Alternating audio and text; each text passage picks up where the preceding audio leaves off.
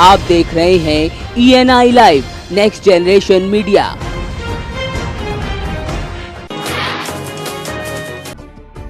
सपा के पूर्व नेता और मुलायम सिंह के करीबी रहे अमर सिंह मिर्जापुर पहुंचे। यहाँ लखनऊ में मुलायम सिंह की प्रेस कॉन्फ्रेंस पर उन्होंने जमकर कटाक्ष किए और अखिलेश पर भी खूब निशाना साधा। यानी ताली बजाने के लिए एक हाथ से आप चांटा मार सकते हैं, एक हाथ से मैं ऐसे बुरा मत मानिएगा, बहुत विनम्रता से कह रहा हूँ, मैं आपको चांटा तो मार सकता हूँ, लेकिन अगर ताली बजाना हो तो मुझे ऐसे करना होगा। और एक उंगली से हम आरोप तो लगा सकते हैं, लेकिन प्रहार करना हो तो पांचों उंगली को बंद करके मुझे मुट्ठी बना करके आपके चेहरे पर घूंसा मारना होगा। तो मुलायम सिंह यादव उंगली दिखाना चाहते हैं और उंगली करना चाहते हैं। हमीरपुर में खनन माफिया के खिलाफ स्वयं चेकिंग करने निकले एसडीएम पर मोरंग से भरे ओवरलोड ट्रक से जानलेवा हमला किया गया। एसडीएम को मोरंग से भरे ओवरलोड ट्रक ने टक्कर मार दी। एसडीएम और उनके साथ पहुंचे कर्मचारियों ने भागकर अपनी जान बचाई। वहीं ट्रक छोड़कर भाग रहे ड्राइवर और क्लीनर को हिरासत में ले लिया गया। 5:30 बजे करीब लोकेशन मिला, 30-35 गाड़ियाँ ओवरलोड की ट्रक निकल रही हैं। जैसे ही गाड़ी लेके निकला संकरी पीपर राठ रोड पर पहुंचा, एक ट्रक वाले ने बहुत तेज़ी से गाड़ी निकालने की कोशिश किया और हमारी गाड़ी मौके पर पहुंची तो गाड़ी पे चढ़ाने का प्रयास किया। ड्राइवर की सतर्कता से हम लोगों की जान बची है और जो भी गाड़ी ये करने की कोशिश की उनको थाने भिजवाया गया। संबंधित सेक्शन में उनके विरुद्ध FIR दर्ज किया गया, ड्राइवर को जेल भेजा गया। और पीछे अभी एक गाड़ी देखिए यहाँ पर खड़ी है और पीछे गाड़ियाँ कई खड़ी हैं। तहसीलदार और संबंधित थाने की पुलिस लगी है, उनके विरुद्ध भी कार्रवाई की जाएगी। फर्रुखाबाद में परिषदीय प्राथमिक विद्यालय में पढ़ाई जा रही अंग्रेजी वर्णमाला की किताब में एक बड़ी चूक खुलकर सामने आई है। यहाँ कक्षा 1 के बच्चों को जो किताब दी गई है उसमें IJKL के बाद OPQR छापा गया है। हैरानी की बात यह है कि इस किताब को 21 विद्वानों ने संपादित किया है। साथ ही राज्य पाठ्य पुस्तक अधिकारी और राज्य शिक्षा संस्थान की शोध अध्यापक ने पुस्तक की समीक्षा भी की है, लेकिन इन विद्वानों की इस गलती को कक्षा 1 के 2 बच्चों ने ही रेखांकित किया है। इसके पहले से इस जनपद में किताबें आ चुकी थी, किताबें बट रही थी। इन किताबों के संबंध में अभी मुझे ये जो समस्याएं वर्तमान में आज मेरे सामने आपके द्वारा रखी गई, ये मुझे अभी नहीं पता था। अभी मुझे पता चला कि इस तरह के कोई भी पृष्ठ एक्सचेंज हो चुके हैं, अल्फ़ाबेट का क्रम बिगड़ गया है।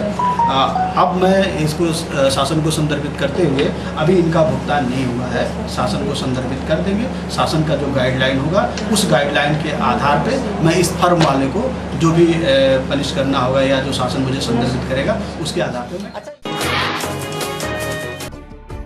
कन्नौज में पुलिस ने 2 शातिर चोरों को पकड़ने में कामयाबी हासिल की है। पुलिस की माने तो दोनों आरोपी बड़े ही शातिराना अंदाज में घर के अंदर दाखिल होते और नकदी समेत सामान और जेवरात पर हाथ साफ किया करते थे। पुलिस ने आरोपियों के पास से चोरी की एक बंदूक भी बरामद की है।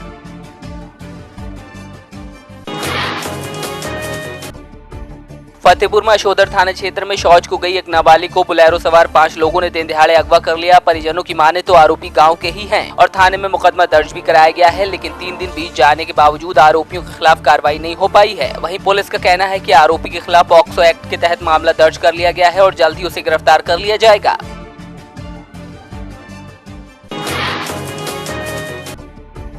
प्रतापगढ़ के अतरसंड में शौचालय निर्माण में बड़ा घोटाला सामने आया है। कहा जा रहा है कि बड़े अधिकारियों और ग्राम प्रधान ने मिलकर ये घोटाला किया है, जिसमें ग्राम प्रधान दोषी पाया गया, लेकिन कुछ समय बाद ही ग्राम प्रधान की बहाली हो गई, जिसके विरोध में अतरसंड गांव के ग्रामीणों ने प्रदर्शन किया।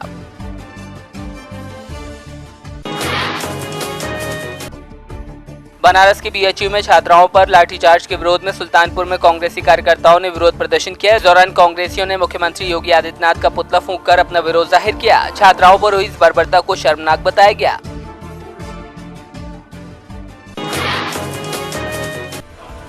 फतेहगढ़ के भटेड़ी गांव में कर्ज के बोझ के तले दबे एक किसान ने आत्महत्या कर ली। बताया जा रहा है किसान के ऊपर 5 लाख रुपए का कर्जा था। इसके अलावा गांव के ही एक मजदूर ने आर्थिक तंगी से आजिज आकर मौत को अपने गले लगा लिया। इन दोनों ही घटनाओं के बाद भारतीय किसान यूनियन के जिला प्रधान ने प्रदेश सरकार पर जोरदार हमला बोला है।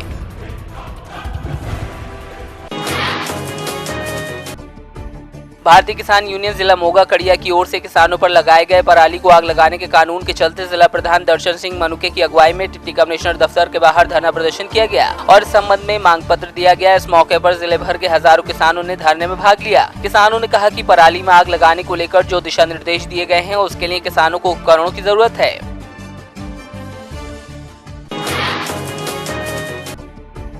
ठाणे में भाजपा सरकार की सहयोगी पार्टी शिवसेना ने बढ़ती महंगाई के खिलाफ एक विशाल मोर्चा निकाला। मोर्चे में बैलगाड़ियों और ट्रैक्टर को भी शामिल किया गया, जिसमें महिलाएं चूल्हे पर रोटी बना रही थीं। शिव सैनिकों ने बढ़ती महंगाई को लेकर सरकार के खिलाफ जमकर नारेबाजी भी की।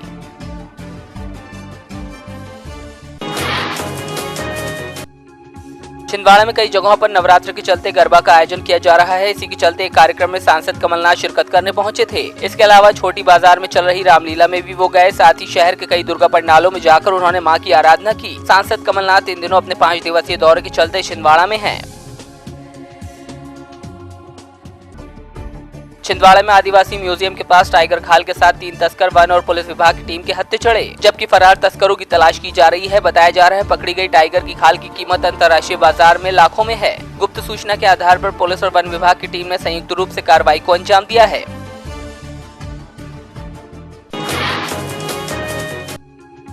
खंडेरा वाली मां को 13,000 मीटर लंबी चुनरी चढ़ाने के लिए रायसेन से करीब 50,000 भक्त रवाना हुए। भक्तों ने 13 किलोमीटर लंबी इस चुनरी को अपने हाथों में लिया हुआ था। श्रद्धालु करीब 17 किलोमीटर की पैदल यात्रा कर मां के धाम खंडेरा पहुंचे। कहा जाता है यहाँ करीब 500 साल पहले मां स्वयं प्रकट हुई थी। तब से लेकर आज तक इस जगह में लोगों की आस्था बरकरार है।